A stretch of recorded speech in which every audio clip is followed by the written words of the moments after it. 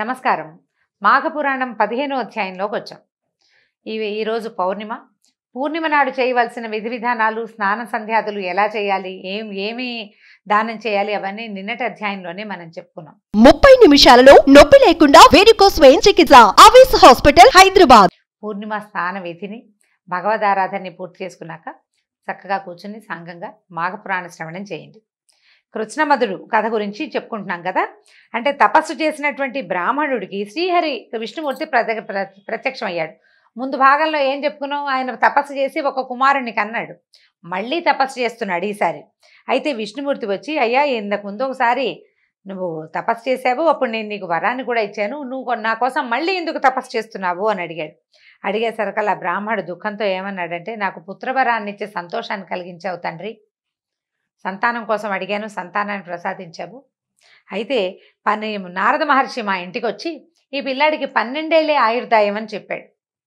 లేక లేక కలిగిన కుమారుడు అల్పాయుష్కుడైతే ఎట్లా, నువ్వు ఇచ్చిన వరం వృధా పోతుందని బెంగబడి మళ్ళీ నీకోసం తపస్సు చేశాను స్వామి, నా కష్టాన్ని తీర్చమని అడిగాడు. అడిగితే అప్పుడు విష్ణుమూర్తి ఏం చెప్పాడంటే, ఉత్తముడైన నీ కుమారుడికి, అంటే చాలా బుద్ధిమంతుడు వరప్రసాది అయినటువంటి నీ కుమారుడికి, వరప్రసాదుడు కదా, మరి విష్ణుమూర్తి వరం వల్ల పుట్టాడు, అతనికి 12 ఏళ్లే ఆయుర్దాయం ఉండటానికి ఒక పూర్వ కథ ఉంది. ఏంటంటే, నీ భార్య పూర్వజన్మలో చేసిన దోషమే దీనికి కారణము అని చెప్తున్నాడు. పూర్వజన్మలో కూడా ఇతను జ్ఞానశర్మగా ఉన్నాడు. ఎవరు ఇప్పుడు ఈ కథ చెప్పుకుంటా, ఈ తపస్సు చేసిన బ్రాహ్మణుడు జ్ఞానశర్మ.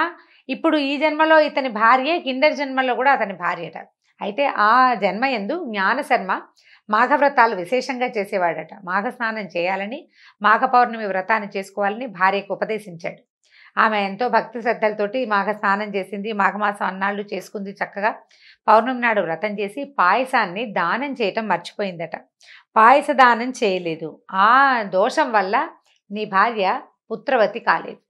పాయసం దానం చేయకపోవటం వల్లే పుత్రవతి కాలేదు.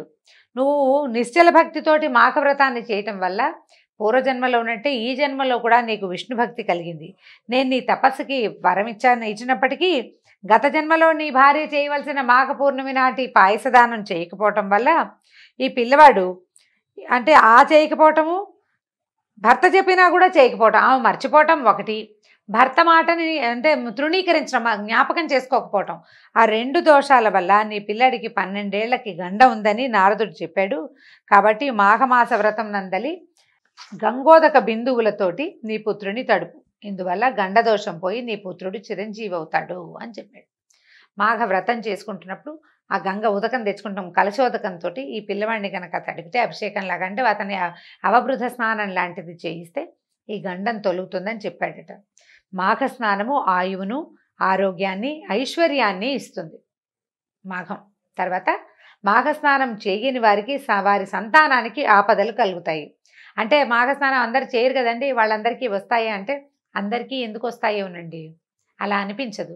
నీకు స్నానం చేయాలనే విధి, నీకు ఒక విధానం ఉంది, నీకు ఎవరైనా చెప్పారు స్నానం చెయ్యాలి అని, నేను చెయ్యను అని మానేసిన వాళ్ళకి ఇలాంటివి వస్తాయి. నిరాకరించిన వాళ్ళకి, తృణీకరించిన వాళ్ళకి ఇలాంటి సమస్యలు వస్తాయి. అసలు మాఘ స్నానం గురించే తెలీదు, వాళ్ళకేం అవ్వదు, వాళ్ళకేం అవ్వాలో వాళ్ళ కర్మానుభవం ద్వారా అదే అవుతుంది.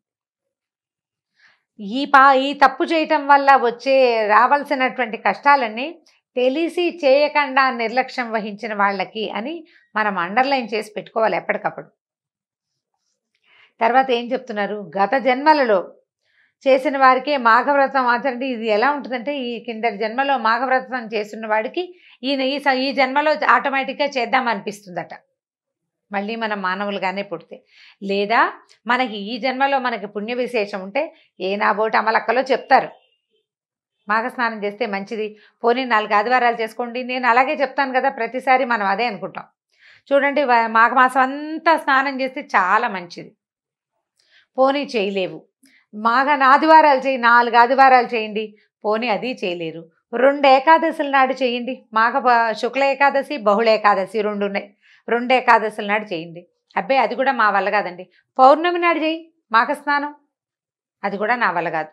కానీ రథసప్తమి పాలు పొంగించుకుంటారు అందరూ, ఆ రోజున చేయి, కనీసం ఏదో ఒక రోజైనా చేయమని ఎవరైనా మనకి చెప్పారనుకోండి, ఆ విధానాన్ని పాటించాలి. మంచి ఎక్కడున్నా తీసుకోవాలండి. ఇప్పుడు స్నానం చేయటం మంచా అంటే కాదు, మరి మంచే కదా. స్నానం చేయి, పొద్దున్నే లే, దేవుడికి దండం పెట్టుకో. పోని పెట్టవు దేవుడికి దండం, సూర్యుడికి పెట్టు దండం, సూర్యనారాయణమూర్తికి దండం పెట్టుకోవచ్చు కదా. దానివల్ల సూర్యకిరణాలు ఒంటి మీద పడితే స్కిన్, హెయిర్ అన్నీ బాగుంటాయండి. కళ్ళకి, చర్మానికి, జుట్టుకి, మూడిటికి మంచిది. దీంతోపాటు బుద్ధికండి. దాంతోపాటు ఇంకొకటి ఉంది, మనకేంటంటే ఈ సూర్య కిరణాలు, తొలి కిరణాలు అట్లా కంట్లోకి, ముఖంలోకి వెళ్తే ఏమవుతుందంటే పాజిటివ్ ఎనర్జీ పెరుగుతుంది, బుద్ధికి రుజువర్తన వస్తుంది, మంచిది. అవి ఏమీ లేవు మనకి. పొద్దున్నే లేచి స్నానం చేసి సూర్యుడి ముందు ఉంచుంటే ఒక ఫ్రెష్నెస్ వస్తుంది, ఉత్తేజంగా ఉంటుంది, నూతన ఉత్తేజం కలుగుతుంది. దానికోసమైనా ప్రయత్నం చేయవలసిందే. అట్లా ఎవరైనా చెప్పినా కూడా చేయని వాళ్ళ తాతో బామ్మో ఇంట్లో ఉన్నారు, అమ్మ ఉంది చెప్తుంది స్నానం చేయి, మాఘమాసం మాఘాద్వారం స్నానం చేయాలి అంటే ఆదివారం పూట పడుకోనివ్వవా అని పోట్లాడకుండా సంవత్సరం అంతా ఆదివారాలు పడుకుంటాము, ఈ ఒక్కనాడు ఏదో విశేషం ఉంటుందిగా చేద్దాంలే అని అమ్మ కోసమైనా చేయాలి, తాతమ్మ కోసమో, నాయనమ్మ కోసమో, పెద్దవాళ్ళ కోసం. లేకపోతే చెప్పాను కదా, నేను ఎలాగో ఉన్నాను కదా, నాలాంటి వాళ్ళ కోసం ఎవరో పెద్దవాళ్ళు చెప్తుంటారు. నేనే కాదు, మహానుభావులు బోళ్ళంతమంది ఉన్నారు. నేను ఇప్పుడు కొత్తగా పురాణం మొదలుపెట్టే కానీ పురాణ ప్రవచనకర్తలు, ప్రాతస్మరణీయులు పెద్దవాళ్ళు చాలామంది ఉన్నారు మనకి. అందరూ చెప్తారు మంచి మాటలే, ఆచరిస్తే సరిపోతుంది. పోయేదేముంది, పెద్ద పోయేదేముంది, ఈజీయే కదా, స్నానమేగా, ఏం కష్టం, చేసేయటమే. అక్కడి నుంచి చూడండి ఏం చెప్తున్నారు. మాఘ స్నానం ఆచరించిన వారు దీర్ఘాయువులు, బుద్ధిమంతులు, ఆరోగ్యవంతులు అయి ముక్తిని పొందుతారు.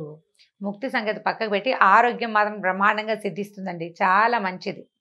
అక్కడి నుంచి ఏం చెప్తున్నాం, మాఘమాస స్నాన వ్రతము కోరిన కోరికల్ని ఇస్తుంది. మాఘమాస వ్రతము అంటే ప్రధానమైనది స్నాన వ్రతమే. ఇంకా పెద్ద విశేషంగా పూజ చేసుకోవాల్సిన పని లేదు, ఏదో ఓం అంటే సరిపోతుంది, దండం పెట్టుకుంటే సరిపోతుంది. స్నానం ఇంపార్టెంట్ అన్నమాట. అక్కడి నుంచి ఏం చెప్తున్నారు, మాఘవ్రత మహిమను బ్రహ్మ, శివుడు, లక్ష్మీ పార్వతి, సరస్వతి, ఇంద్రుడు, వశిష్ఠుడు, జనకుడు, దిలీపుడు, నారదుడు వీళ్ళు మాత్రమే, వీళ్ళకి బాగా తెలుసు. వీళ్ళందరికీ వీళ్ళంతా ఏదో ఒక సందర్భంలో ఎవరో ఒకళ్ళకి మాఘస్నానం చెయ్యని ఉపదేశించారనమాట, లేదా ఉపదేశాన్ని పొందారు, వాళ్ళకి స్పష్టంగా తెలుసు. ఇతరులు దాని మహిమని పూర్తిగా ఎరగరు. మిగిలిన వాళ్ళు ఏంటంటే వాళ్ళ ద్వారా విన్నవాళ్లే ఎక్కువగా ఉన్నారు, వీళ్ళు అంతంత మాత్రం తెలుసు, కానీ వాళ్ళకి బాగా తెలుసు అనమాట. అయితే మాఘవ్రత మహిమను కొంత తెలిసిన వాళ్ళు, కొంత తెలియని వాళ్ళు ఉన్నారు. మహిమ తెలియద్దు, వ్రతం చేసుకుంటే సరిపోతుంది. మాఘవ్రత తర్వాత నా భక్తులు, మాఘవ్రత పరాయణులు మాత్రమే మాఘవ్రత మహిమను తెలుసుకుంటారు. నీ పుత్రుణ్ణి, అంటే ఇవన్నీ విష్ణుమూర్తి చెప్తున్న మాటలు, మధ్యలో మనం కూడా కొన్ని మాట్లాడుకుంటున్నాం అనుకోండి. నీ పుత్రుణ్ణి మాఘమాసంలో ప్రాతకాలంలో గంగాజలంతో తడుపు. ప్రతిరోజు గంగాలో స్నానం చేయించు, లేదా గంగలో స్నానం చేయించలేకపోతే, గంగా నది మీ ఊళ్ళో లేకపోతే ఒక చెంబుతో, ఒక బిందెతో, ఒక బకెట్తో పెట్టుకుని నీళ్ళని గంగా గంగా గంగా అని గంగని స్మరిస్తూ స్నానం చేసినా అది గంగాజల స్నానంతో సమానంగా అయిపోతుంది. చాలాసార్లు విని ఉన్నాం కదా మనం. బ్రాహ్మడు కూడా ఏం చేశాడు, శ్రీహరి అనుగ్రహానికి చాలా సంతోషపరవశుడైపోయాడు. అమ్మయ్య, నా పిల్లాడి గండం తప్పిపోయింది, భగవానుడు ఆజ్ఞ ఇచ్చాడని భావించాడు. బాలునికి శ్రీహరి చెప్పినట్లుగా మాఘవ్రత గంగాజలంతో తడిపాడు. వ్రతం చేస్తున్నటువంటి గంగాజలంతో తడిపాడట. బాలునకు శ్రీహరి దయ వలన ఆ గండదోషం తొలగి చిరంజీవి అయ్యాడు, మృత్యు భయం తొలగింది. బ్రాహ్మణుడు కూడా ఆ బాలుడికి ఏం చేశాడంటే, 3వ సంవత్సరం, వీడు ఇంకా చిన్నపిల్లాడే, చిన్నప్పుడే తెలుసుకున్నాడు ఆయన, దాంతో బెంగపెట్టుకుని తపస్సు చేసుకున్నాడు అనమాట. చూడాకర్మ చేశాడు. తర్వాత ఆయా సంవత్సరాల్లో ఏ ఏళ్లలో చేయవలసిన క్రియలు ఆయా ఏడాది చేశారనమాట. 3వ ఏట చూడాకర్మ అంటే జుట్టు తీసేసి చెవులు కుట్టించారు. గర్భాష్టమంలో 7 ఏళ్లకే చక్కగా ఉపనయనం చేశారు. అట్లా చేయవలసిన క్రియలన్నీ చేసి తర్వాత ఏం చేశారు, విద్యాభ్యాసం కోసం గురుకులానికి పంపించాడట. 12వ సంవత్సరంలో మృత్యుదోషము శ్రీహరి కృపచేత స్వస్థంగా తొలగిపోయింది, ఏమీ ఇబ్బంది లేదనమాట. తర్వాత ఆ బ్రాహ్మణుడు అని భార్య, పుత్రుడు అందరూ సుఖ సంతోషాలతో కాలం గడిపారు. ఆ బ్రాహ్మణుడు ఏం చేశాడట, పుత్రుడికి అతనికి గృహస్థుని చేసి వివాహం కూడా చేసి యోగమహిమ చేత శరీరాన్ని విడిచిపెట్టి శ్రీహరి సాన్నిధ్యాన్ని చేరాడు.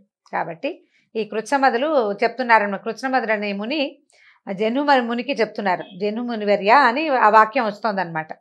మాఘవ్రతానికి సాటి అయిన వ్రతము ఇంకొకటి లేదు. అది శ్రీమన్నారాయణునికి ప్రీతికరము, సూర్యనారాయణుడికి అత్యంత ప్రీతికరము. పాపాలని పోగొట్టి పుణ్యాన్ని కలిగిస్తుంది. మాఘవ్రతం మోక్షాన్ని కూడా ఇస్తుంది. ఈ వ్రతాన్ని అన్ని వర్ణాల వాళ్ళు ఆచరించి ఇహలోక సౌఖ్యాలను నిశ్చలమగు హరిభక్తిని పొంది సంసార సముద్రమును తరించి పరలోక సుఖమును కూడా పొందొచ్చు. ఈ వ్రతము సర్వజన సులభము, సర్వజన సమాచరణీయము అని కృష్ణవద మహర్షి జన్హుమునికి వివరించారు. అయితే ఇది సర్వం అందరికీ సమానమేనండి. స్నానం చేస్తే సరిపోతుంది, ఇంట్లో స్నానం చేసినా కూడా సరిపోతుంది. కేవలము ఇందులో ఉన్న నియమం ఏంటంటే సూర్యోదయానికి కొద్దిగా ముందు స్నానం చేసి ఉదయించిన సూర్యుడికి నమస్కారం చేయటమే మాఘమాసం యొక్క ప్రత్యేకత. చలిగా లేని ఊళ్ళల్లో ఉన్నవాళ్ళు నది స్నానం, సముద్ర స్నానం, లేకపోతే బావి, నుయ్యి అలాంటివి ఏమైనా అవకాశం ఉంటే చేయటం.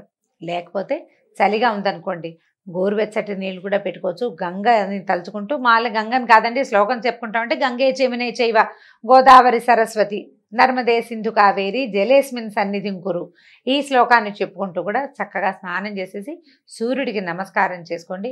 పాయసాలు అవి చేయగలిగిన వాళ్ళు, రథసప్తమి చేసుకోగలిగిన వాళ్ళు చేసుకోగలుగుతారు, ఓపిక మంతులు. అలా చేయలేని వాళ్ళు కూడా స్నాన విధిని చేసినా కూడా చాలా మంచిది. పురాణం వినదలుచుకున్న వాళ్ళు ఖచ్చితంగా వ్రతం చేయాలని భావిస్తారు. పెద్ద విశేషమైన వ్రతం లేదు, స్నాన విధే దీనికి వ్రతం. కాబట్టి ఆ రకంగా ముందుకు తీసుకెళ్దామండి మాఘమాసాన్ని. మళ్ళీ రేపు 16వ అధ్యాయంలో కలుసుకుందాం. నమస్కారం.